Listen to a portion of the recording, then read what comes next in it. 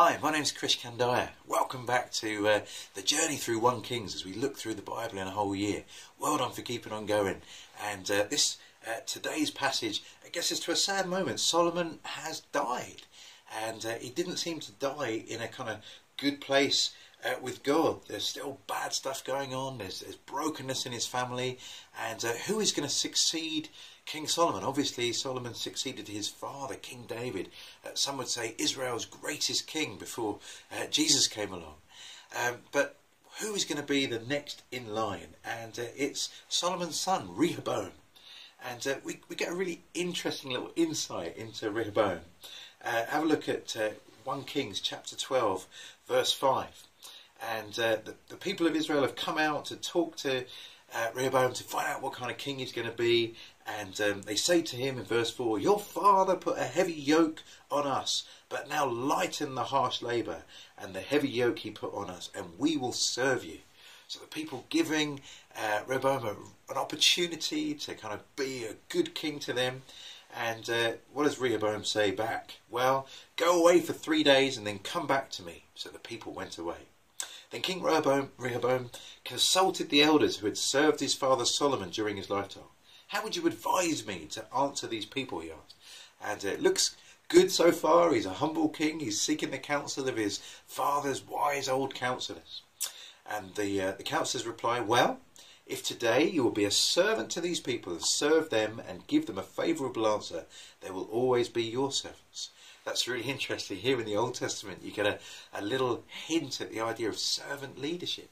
That leadership is not just having your own way and bossing people about, but instead a king and any ruler, any person with a position of power has that power entrusted to them by God in order to serve those that they are seeking to lead. But what happens in verse 8? Well, Rehoboam rejected the advice of the elders and consulted the young men who had grown up with him and were serving with him.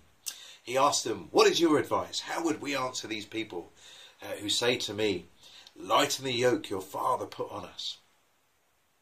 The young men who had grown up with him replied, "These people have said to you, 'Your father put a heavy yoke on us, but make our yoke lighter.' Now tell them, 'My little finger is thicker than my father's waist. My father laid on you a heavy yoke. I will make it even heavier. My father scourged you with whips. I will scourge you with scorpions.'"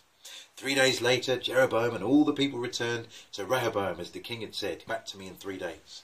The king answered the people. Wow. Whose advice will he take? The elders who had said be a servant, or his young gun friend who said show him what's what? Well, the king answered the people harshly, rejecting the advice given by the elders. He followed the advice of the young men and said, "My father made your yoke heavy.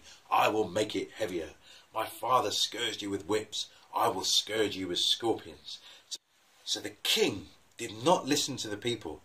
For this turn of events was from the Lord to fulfill the word the Lord had spoken to Jeroboam, son of Nebat, through Ahijah the Shilite. When all Israel saw that the king refused to listen to them, they answered the king, "What share do we have in David? What part in Jesse's son? To your tents, Israel. Look after your own house, David." What an opportunity missed. Rehoboam could have united the nation around God and a servant king, but instead he decides to up the ante and to push his power around. His own ambition to eclipse his father's reign meant that Israel fell apart, and the rest of Israelite history is going to be about a divided nation. What a tragedy.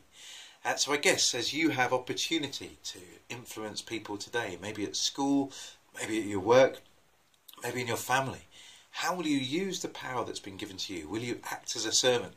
Or will you use it as a means to try and push people down and exert your own authority? Be careful. God opposes the proud but gives grace to the humble.